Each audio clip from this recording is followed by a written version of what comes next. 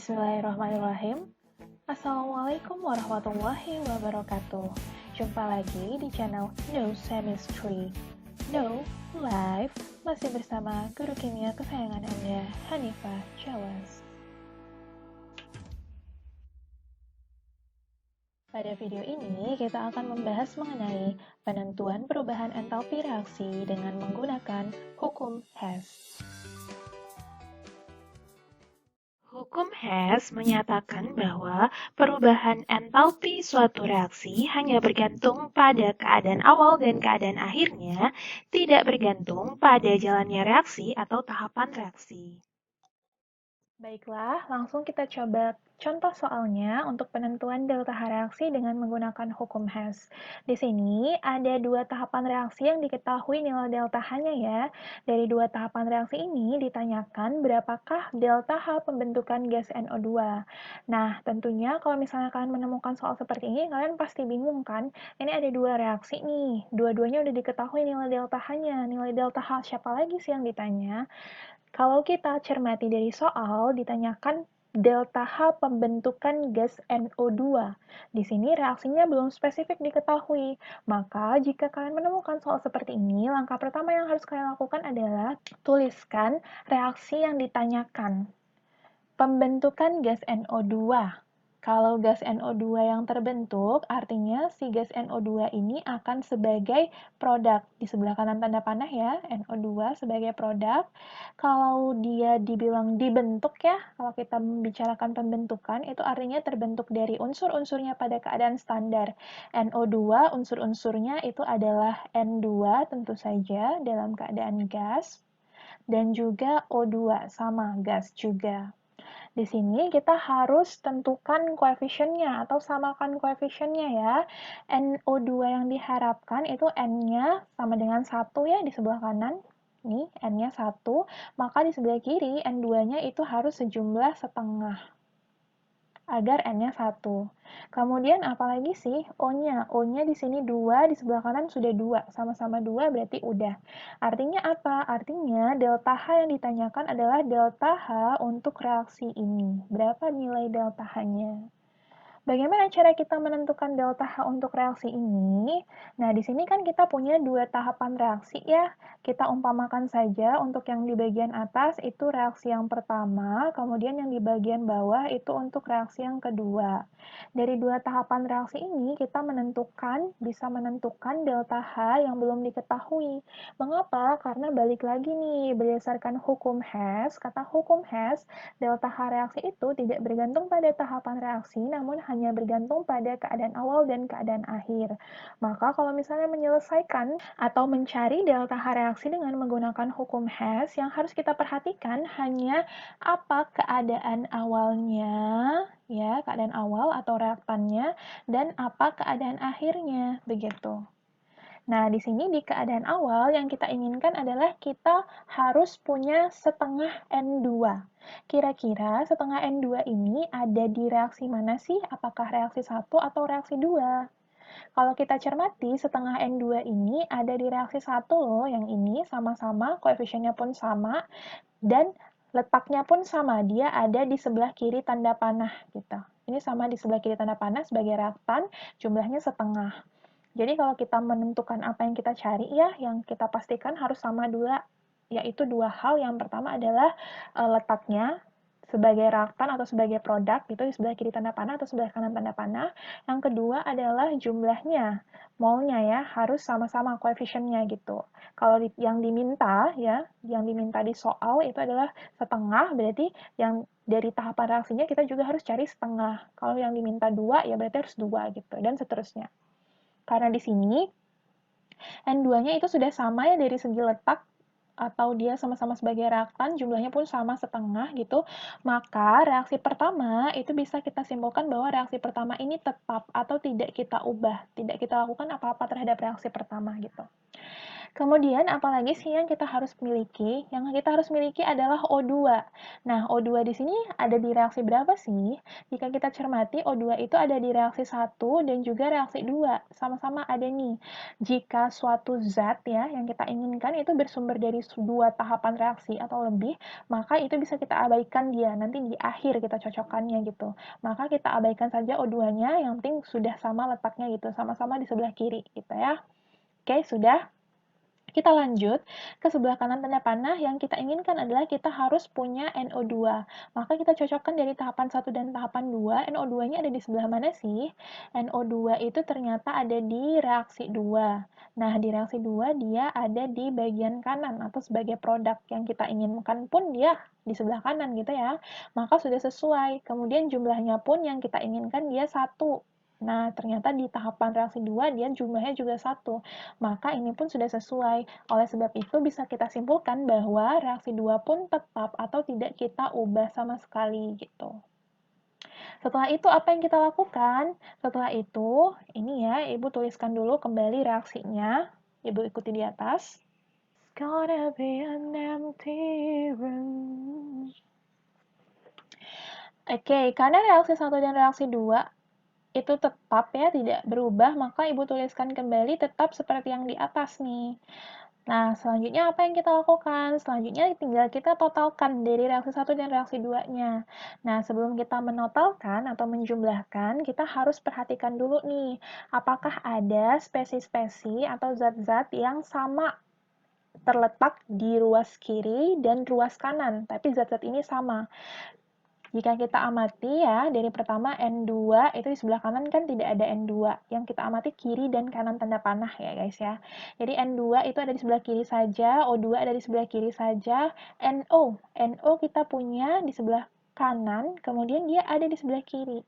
Artinya apa sih? Artinya si NO ini dihasilkan tapi digunakan kembali. Karena dia dihasilkan namun digunakan kembali, maka seolah-olah dalam suatu reaksi total, si NO ini tidak ada, gitu. Maka di sini bisa kita simpulkan bahwa si NO ini bisa kita sederhanakan ya, atau kita hilangkan dari persamaan reaksi total. Kita coret, gitu. Jadi sebelum kita menuliskan persamaan reaksi total, kita harus pastikan ada tidak spesi yang sama yang terletak di ruas yang berbeda, kiri dan kanan gitu. Jika ada, maka dia bisa dicoret, disederhanakan gitu. Artinya dia seolah-olah dalam persamaan reaksi totalnya tidak ada. Bagaimana jika dia dalam dua reaksi ini ada di ruas yang sama? Jika ada di ruas yang sama, itu artinya tidak bisa kita sederhanakan, guys. Artinya dia entah dihasilkan atau diperlukan, maka kita totalkan jumlahnya. Misalnya di sini O2 ya, O2 ada di sebelah kiri, ini pun ada di sebelah kiri. Yang seperti ini tidak bisa kita sederhanakan. Maka O2-nya kita jumlah, setengah ditambah setengah, yaitu 1. Maka persamaan reaksi totalnya kita tuliskan. Gampangnya, kalian tulis dulu tanda panah biar tidak bingung. Di sebelah kiri tanda panah itu ada apa saja sih? Ada setengah N2, turunkan, setengah N2. Kemudian ada apa lagi? Ada O2. O2 ini bersumber dari dua reaksi ini ya, maka kita totalkan setengah tambah setengah yaitu 1, kita tuliskan O2 gitu. Kemudian ke sebelah kanan tanda panah nih, karena udah habis ya, di sebelah kiri udah habis, tinggal di sebelah kanan, yaitu hanya ada NO2. Nah, delta H-nya gimana? Ya, delta H-nya tinggal kita totalkan secara matematis seperti biasa.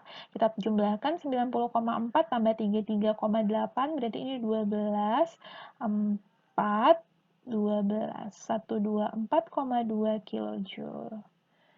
Nah, setelah kita dapatkan reaksi seperti ini, terus gimana?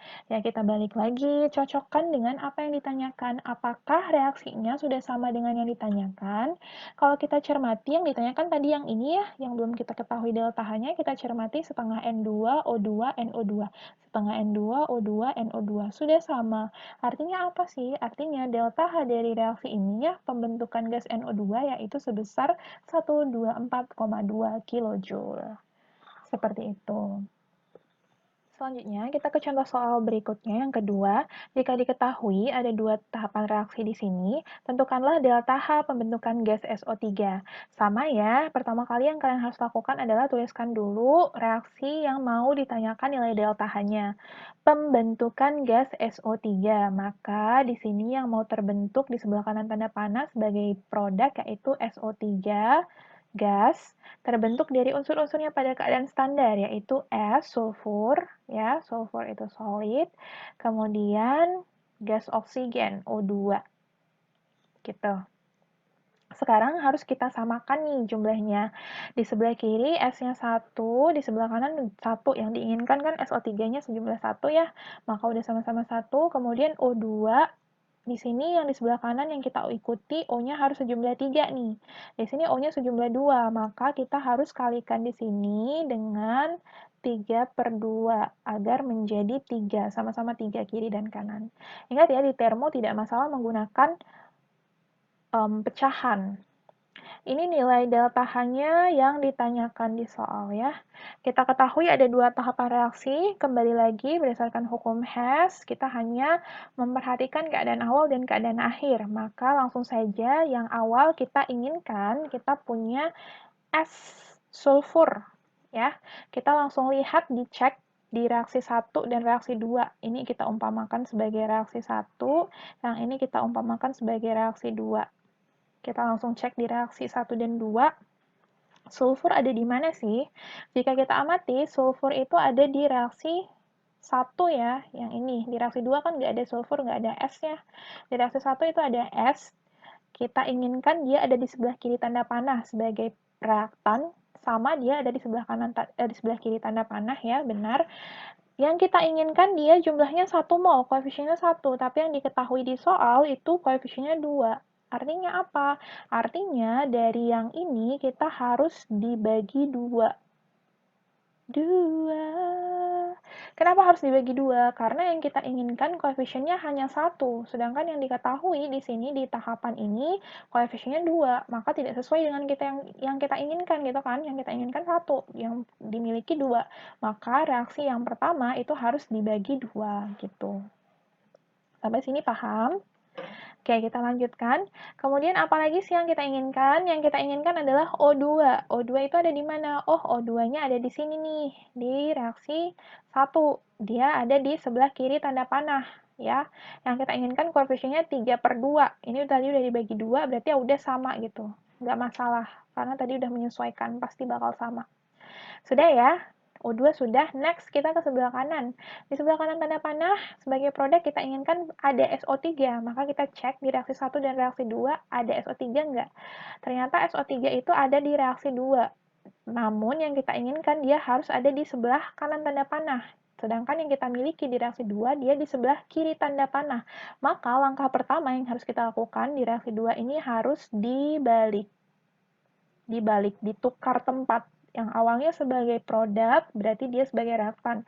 Yang dia sebagai reaktan, berarti menjadi produk gitu. Setelah itu gimana lagi? Oke, tadi setelah dia dibalik, berarti SO3-nya harusnya sudah pindah ke sebelah kanan gitu kan? Namun di sini kita lihat lagi nih. Kan tadi sudah Ibu sampaikan di contoh soal pertama, yang harus kita pastikan adalah 2. Yang pertama, ruasnya harus sama. Kalau dia di kiri, berarti harus di kiri. Kalau dia sebagai produk, berarti sebagai produk, kalau sebagai reaktan berarti sebagai reaktan gitu.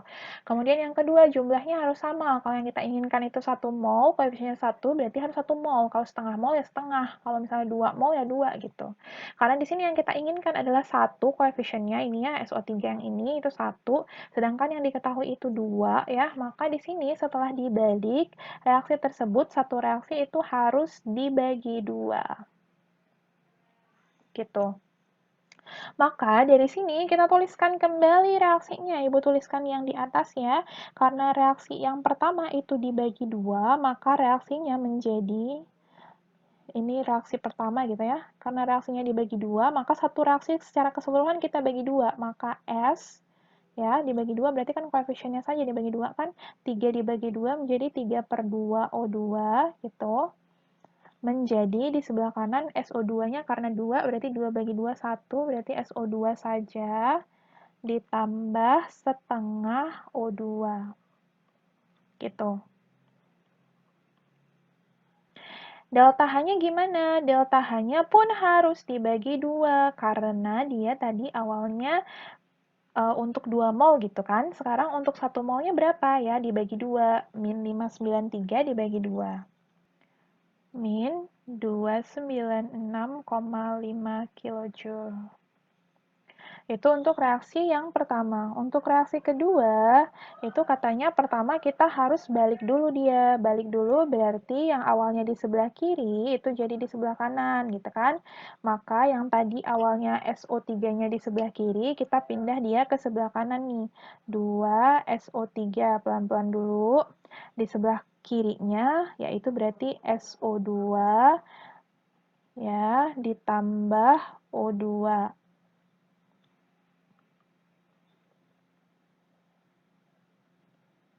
Gitu ya. Delta H-nya gimana? Delta H-nya karena dia dibalik, berarti dia nilainya pun kebalikannya. Karena tadi delta H-nya nilainya plus ya, berarti karena dia dibalik, berarti jadi min. Berarti min 197 kilojoule. Sampai situ dulu ya. Itu tadi yang dibalik langkah pertama. Setelahnya katanya apa lagi sih? Setelah dia dibalik, dia harus dibagi 2. Maka satu reaksi yang sudah kita tuliskan, reaksi 2 ini harus dibagi 2 nih. Kalau dibagi 2 berarti yang ini ya, yang ini 2 dibagi 2 berarti kan sama dengan 1. Maka yang ini koefisiennya hilang. Kemudian O2-nya karena dibagi 2 berarti ini jadi setengah. Kemudian SO3-nya karena dibagi 2 berarti ini hilang gitu ya. Kemudian 197 pun harus dibagi 2. Maka 197 dibagi 2 itu sama dengan, ini berarti kita hapus lagi ya, sama dengan min 98,5 dalam kilojoule gitu. Sudah deh.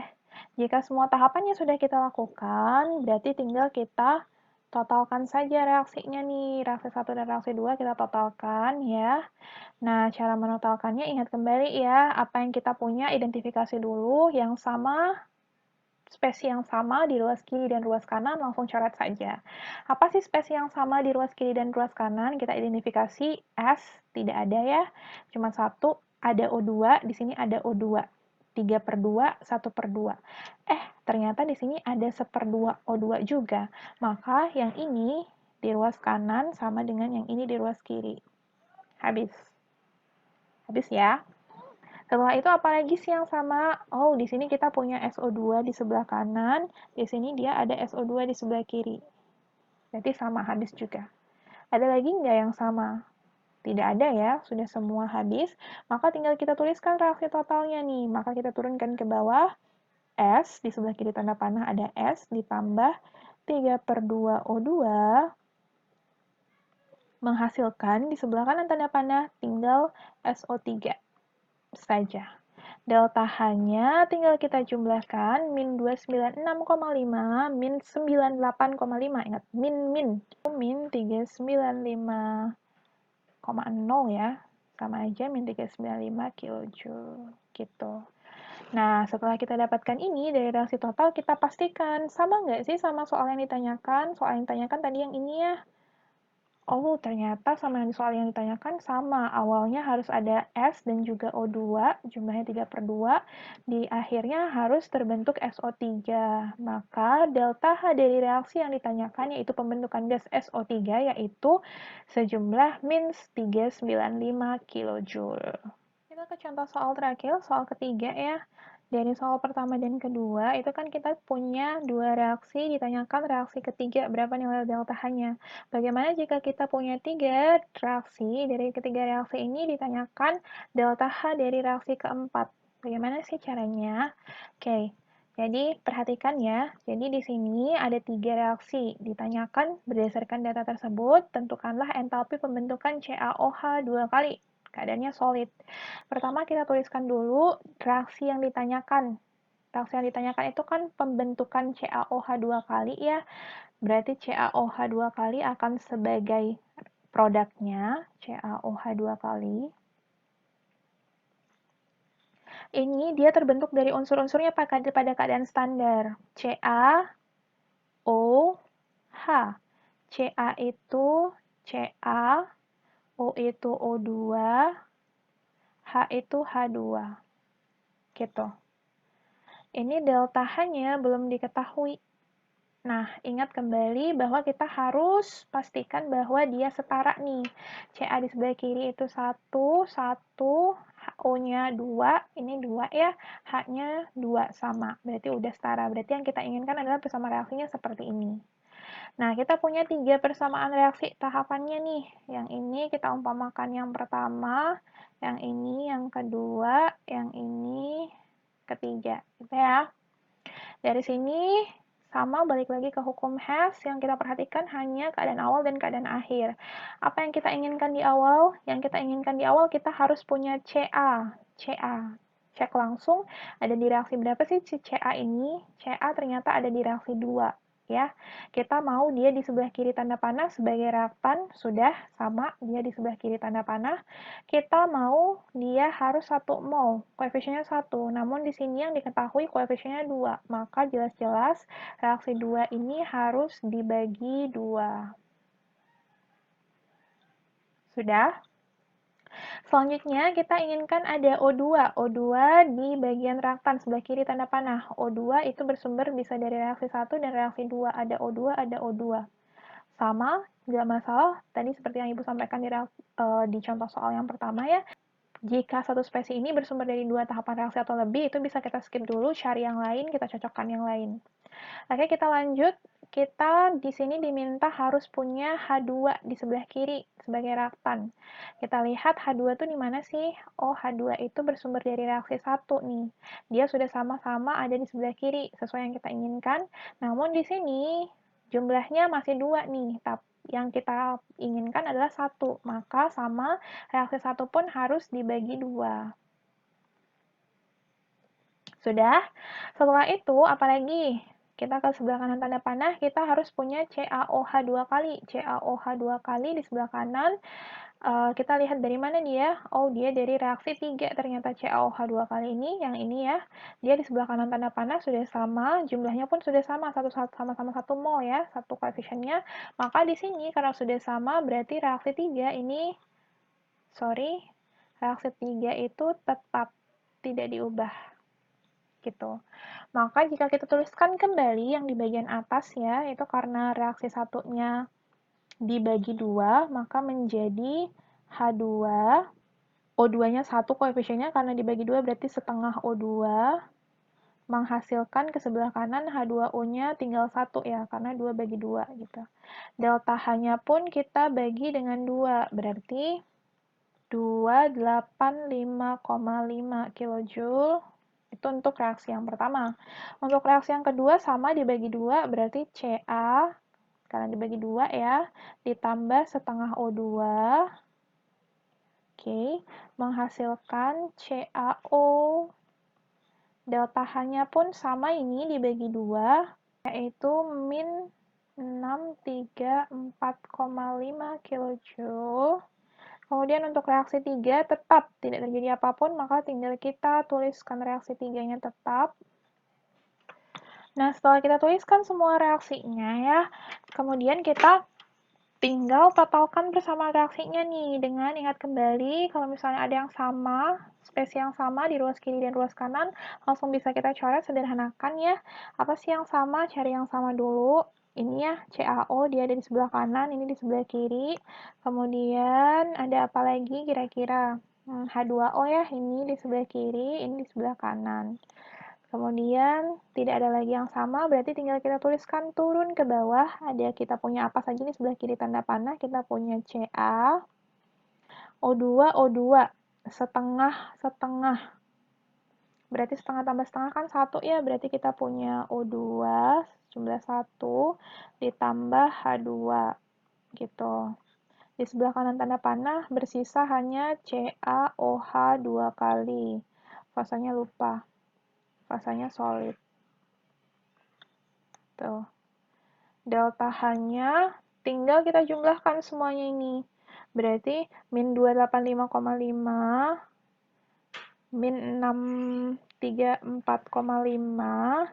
min 64, itu sama dengan min 984 kJ.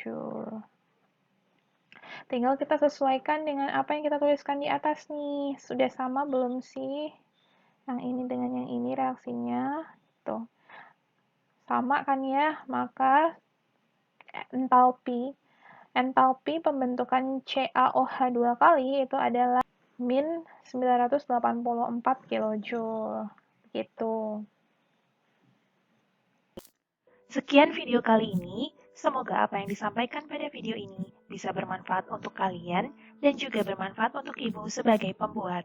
Tetap semangat belajar, kita jumpa lagi pada video berikutnya. Wassalamualaikum warahmatullahi wabarakatuh.